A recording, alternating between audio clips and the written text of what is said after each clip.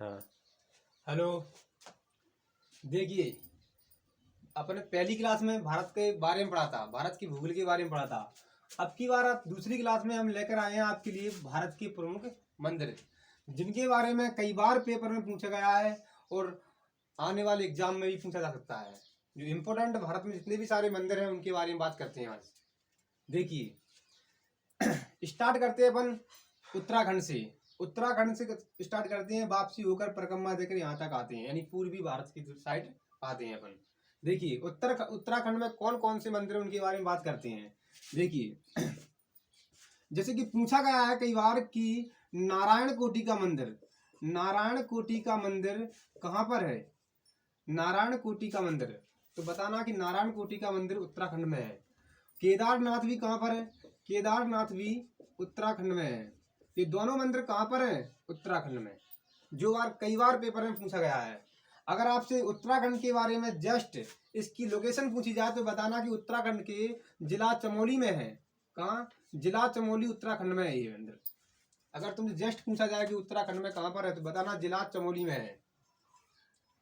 इसके बाद हम बात करते हैं दिल्ली की। पूछा जाता है कि दिल्ली में कौन सा मंदिर है, तो आपने सुना होगा कि अक्षरधाम का मंदिर। किसका, अक्षरधाम का मंदिर। पूछा जाता है कि अक्षरधाम का मंदिर कहाँ पर है, तो बताना कि दिल्ली में है। इसके बाद जस्ट बात करते हैं हम राजस्थान की। इसके बाद हम जस्ट बात करते हैं राजस्थान की। तो राजस्थान में आपको सभी को पता है कि दिलवाड़ा का जैन मंदिर। किसका, दिलवाड़ा का जैन मंदिर, जो कि कहाँ पर है, राजस्थान के माउंट आबू में। कहाँ पर, माउंट आबू, माउंट आबू में है, राजस्थान के माउंट आबू में है। दिलवाड़ा का जैन मंदिर राजस्थान के माउंट आबू में है। इसके बाद हम बात करते हैं कि राजस्थान में दो मंदिर और हैं। आपने सुना होगा ब्रह्मा जी का मंदिर। किसका, ब्रह्मा जी का मंदिर, ब्रह्मा जी का मंदिर और पार्वती का मंदिर। किसका, पार्वती का मंदिर। ये दो मंदिर और है राजस्थान में। इन तीन मंदिरों के बारे में पढ़ना आपको राजस्थान में।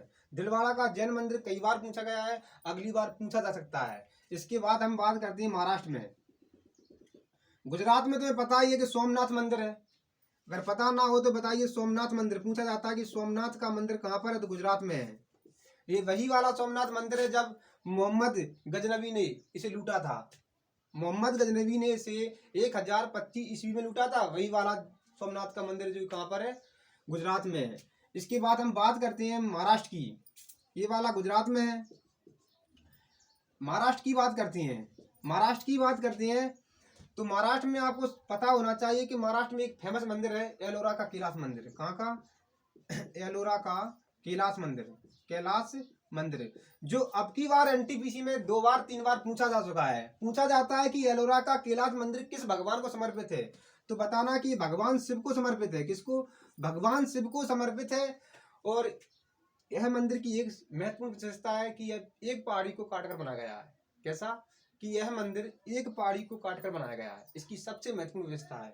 और पूछा जाता है कि इसका निर्माण किसने करवाया था, ये भी पूछा जाता है। कई बार पूछा गया कि एलोरा का कैलाश मंदिर का निर्माण किसने करवाया था, तो बताना कि कृष्ण प्रथम ने। राष्ट्रकूट शासक के एक राजा थे कृष्ण प्रथम, जिन्होंने इसका निर्माण करवाया था। ये भी आपको फैक्ट याद करना पड़ेगा कि इसका निर्माण किसने करवाया था, तो बताना कि राष्ट्रकूट शासक कृष्ण प्रथम ने इसका निर्माण करवाया था। इसके बाद हम बात करते हैं कर्नाटक की। कर्नाटक में एक फेमस मंदिर है हम्पी में। कर्नाटक के हम्पी में एक फेमस मंदिर है, आपको पता होना चाहिए। पूछा जाता है कि विरूपाक्ष का मंदिर, विरूपाक्ष का मंदिर। पूछा जाता है कि विरूपाक्ष का मंदिर कहाँ पर है, तो बताना कि कर्नाटक के हम्पी में है। कर्नाटक के हम्पी में है विरूपाक्ष का मंदिर। और इसके बारे में विशेषता है कि हम्पी के बारे में, हम्पी किसी समय विजयनगर साम्राज्य की राजधानी हुआ करती थी। ये भी आपको याद करना पड़ेगा। पूछा जाता है कि विजयनगर साम्राज्य की राजधानी कौन थी, तो बताना कि हम्पी। जस्ट कर्नाटक के नीचे एक राजद्वार पड़ता है, पता तो होगा आपके लिए, केरल। लोकेशन आपको पता होगा, भारत के राज्यों के बारे में आपको लोकेशन पता होगा। तो इसमें एक दक्षिण की साइड एक राज्य पड़ता है केरल। केरल के बारे में हम चर्चित दो मंदिरों के बारे में बात करते हैं। दो मंदिर केरल में जाना चर्चित हैं, जिनके बारे में कई बार पूछा गया है। देखिए, पूछा जाता है कि सबरीमाला का मंदिर, सबरीमाला का मंदिर कहाँ पर है। पूछा जाता है कि सबरीमाला का मंदिर किस राज्य में है, तो बताना कि सबरीमाला का मंदिर केरल में है। तो किस भगवान को समर्पित है? तो बताना लॉर्ड अयप्पा को समर्पित है। किसको? लॉर्ड अयप्पा को समर्पित है। इसके बाद बात करते हैं हम केरल में एक मंदिर और पद्मनाभ का मंदिर, पद्मनाभ स्वामी का मंदिर, पद्मनाभ स्वामी का मंदिर। किसका? पद्मनाभ स्वामी का मंदिर, जिसके बारे में कई बार पूछा गया है कि पद्मनाभ स्वामी का मंदिर किस भगवान को समर्पित है? तो बताना कि ये भगवान कृष्ण को समर्पित है। यहाँ भगवान कृष्ण की लेटी हुई प्रतिमा है। कैसी? आपने हर जगह देखा होगा भगवान कृष्ण का मंदिर खड़ी हुई प्रतिमा रहती है, पर यहाँ भगवान कृष्ण की लेटी हुई प्रतिमा है। इस मंदिर को भी याद करना, सबरीमाला के मंदिर को, क्योंकि ये भगवान लॉर्ड अयप्पा को समर्पित है। और इस मंदिर में एक मेला लगता है फेमस, मकरविलक्कू का मेला। कौन सा? मकरविलक्कू का मेला, मकरविलक्कू का मेला। ये मेला फेमस लगता है यहाँ पर सबरीमाला के मंदिर में। ये हमने दो मंदिर थे केरल के बारे में जिनको हमने पढ़ा। इसके बाद केरल के जस्ट पूरब में एक राज्य पड़ता है, आपको पता होना चाहिए, तमिलनाडु। तमिलनाडु में एक दो फेमस मंदिर है। बृहदेश्वर का मंदिर, पूछा जाता है कि बृहदेश्वर का मंदिर कहाँ पर है? तो बताना कि बृहदेश्वर का मंदिर जो कि कहाँ पर है? तमिलनाडु में है। इसका निर्माण किसने करवाया था? इसका पूछा जाता है कि इसका निर्माण किसने करवाया था? बताना कि इसका निर्माण चोल शासक राजराज प्रथम ने इसका निर्माण करवाया था। चोल शासक राजराज प्रथम ने इसका निर्माण करवाया था बृहदेश्वर का मंदिर। बृहदेश्वर का मंदिर लोकेशन पूछी जाती है कभी कभी तो कि तमिलनाडु के कहाँ, किस जिले में स्थित है, किस स्थान पर स्थित है? तो बताना कि तंजौर में। कहाँ पर? तंजौर में। तंजौर में ये मंदिर है। इसके बाद आपको एक मंदिर और फेमस है यहाँ पर, मीनाक्षी देवी का मंदिर, मीनाक्षी देवी का मंदिर। इसके बारे में पूछा जाता है कि मीनाक्षी देवी का मंदिर कहाँ पर है? तो बताना कि मीनाक्षी देवी का मंदिर तमिलनाडु में है। तमिलनाडु के कहाँ पर स्थित है? तमिलनाडु के मदुराई में स्थित है। मदुराई में स्थित है। किस नदी पर स्थित है? मदुराई किस नदी पर स्थित है? ये भी पूछा गया है। तो बताना कि मदुराई वैगई नदी किनारे स्थित है। वैगई नदी किनारे स्थित है। मदुराई वैगई नदी के किनारे स्थित है और मीनाक्षी मंदिर तमिलनाडु के मदुराई में स्थित है। जो दो फेमस मंदिर थे तमिलनाडु के बारे में जिसने हमने पढ़ लिया। इसके बाद एक मंदिर और याद करना पड़ेगा आपको, आंध्र प्रदेश में। आंध्र प्रदेश में एक मंदिर पड़ता है तिरुपति बालाजी का मंदिर। किसका? तिरुपति बालाजी का मंदिर। पूछा जाता है कि तिरुपति बालाजी का मंदिर कहाँ पर स्थित है? तो बताना कि तिरुपति बालाजी का मंदिर आंध्र प्रदेश में है। आंध्र प्रदेश के चित्तूर में पड़ता है। कहाँ पर? चित्तूर में। आंध्र प्रदेश के चित्तूर में पड़ता है। तिरुपति बालाजी का मंदिर आंध्र प्रदेश के चित्तूर में पड़ता है। ये मंदिर भी याद करना, कभी कभी पूछ लिया जाता है कि तिरुपति बालाजी का मंदिर कहाँ पर स्थित है? तो बताना कि आंध्र प्रदेश के चित्तूर में है। इसके बाद जस्ट आंध्र प्रदेश के जस्ट दक्षिण की उत्तर की साइड कौन सा राज्य पड़ता है? उड़ीसा। उड़ीसा पड़ता है। उड़ीसा के फेमस मंदिर है 3। पूछा जाता है कि ब्लैक पैगोडा का मंदिर, ब्लैक पैगोडा का मंदिर किस राज्य में स्थित है?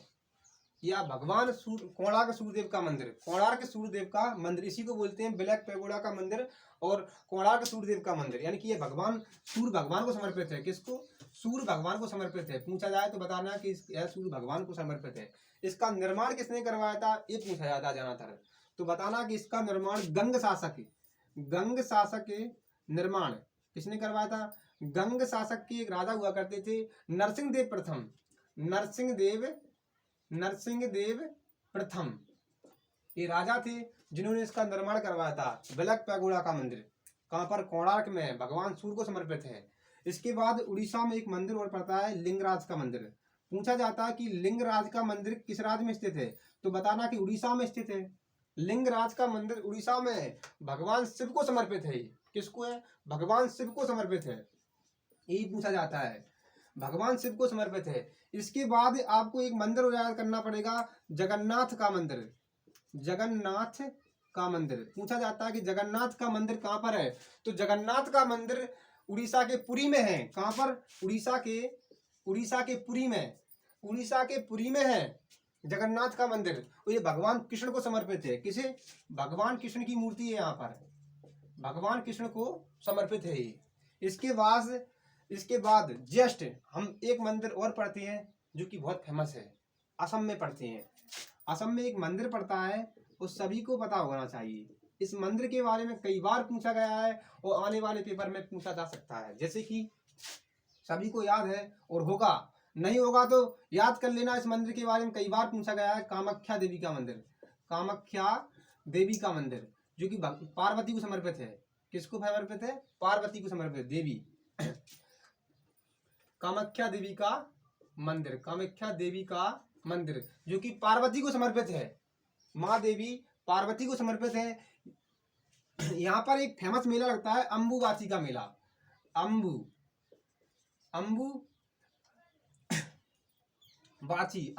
का मेला एक फेमस लगता है। यहाँ पर पूछा जाता है कि अम्बुबाची का मेला किस राज्य में लगता है, तो बताना कि अम्बुबाची का मेला असम में लगता है। किस मंदिर में लगता है, तो बताना कि कामाख्या देवी के मंदिर में लगता है। इसके बाद हम बात करते हैं किसकी? मध्य प्रदेश की। इसके बाद हम बात करते हैं मध्य प्रदेश की। तो मध्य प्रदेश में एक फेमस मंदिर है जिसे पूछा जाता है खजुराहो के मंदिर। पूछा जाता है खजुराहो के मंदिर किस राज्य में स्थित है? खजुराहो के मंदिर, खजुराहो के मंदिर पूछा जाता है। खजुराहो के मंदिर किस राज्य में स्थित है? बताना कि एमपी में। खजुराहो के मंदिर एमपी में स्थित है। और खजुराहो के मंदिर के अंतर्गत एक मंदिर फेमस है, कंदरिया महादेव का मंदिर। पूछा जाता है कंदरिया महादेव का मंदिर किस राज्य में स्थित है? तो बताना कि मध्य प्रदेश के खजुराहो में स्थित है कंदरिया महादेव का मंदिर।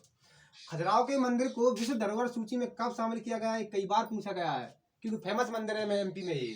तो पूछा जाता है कि खजुराहो के मंदिर को विश्व धरोहर सूची में कब शामिल किया गया? तो बताना कि 1986 में। 1986 में इसे विश्व धरोहर सूची में शामिल किया गया है खजुराहो के मंदिर को। ये भारत के कुछ मंदिर थे जिनके बारे में हमने चर्चा की। एक मंदिर और है जिसके बारे में 100% या 99% पूछने के चांस बनते हैं।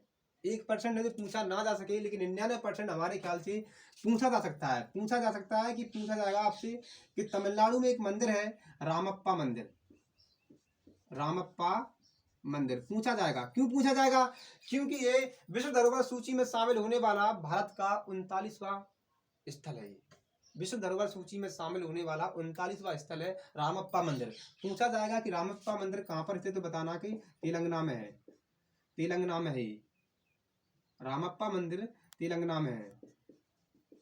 तेलंगाना में है रामप्पा मंदिर जो कि 39वीं विश्व धरोहर सूची में शामिल है भारत की साइड से। 39वें नंबर का है। 40वें नंबर का धौलावीरा है जो कि गुजरात में स्थित है।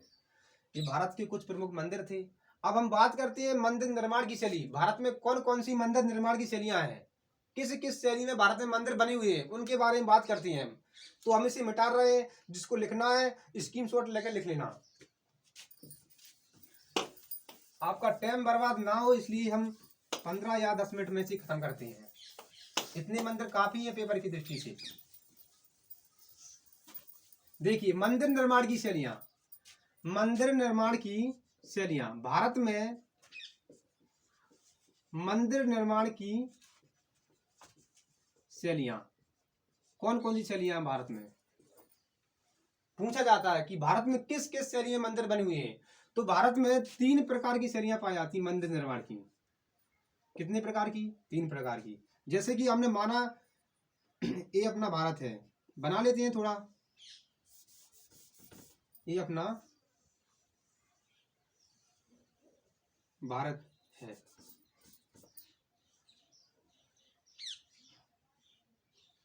थोड़ा अच्छा ही बनाते हैं इसे।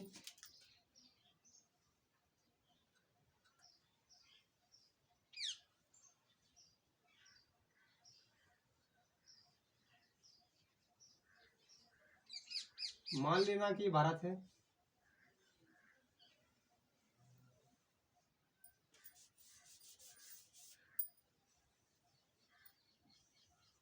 ये अपना भारत है। तो भारत में मंदिर निर्माण की 3 शैलियां पाई जाती हैं। उत्तर भारत में कुछ अलग शैली पाई जाती है, मध्य भारत में कुछ अलग शैली पाई जाती है और दक्षिण भारत में कुछ अलग शैली पाई जाती है। जैसे कि पूछा जाता है उत्तर भारत में जो मंदिर निर्माण की शैली है ना, उससे हम नागर शैली के नाम से जाना जाते हैं। नागर शैली। पूछा जाता है कि उत्तर भारत के मंदिर किस शैली में बने हुए हैं, यही पूछा जाता है।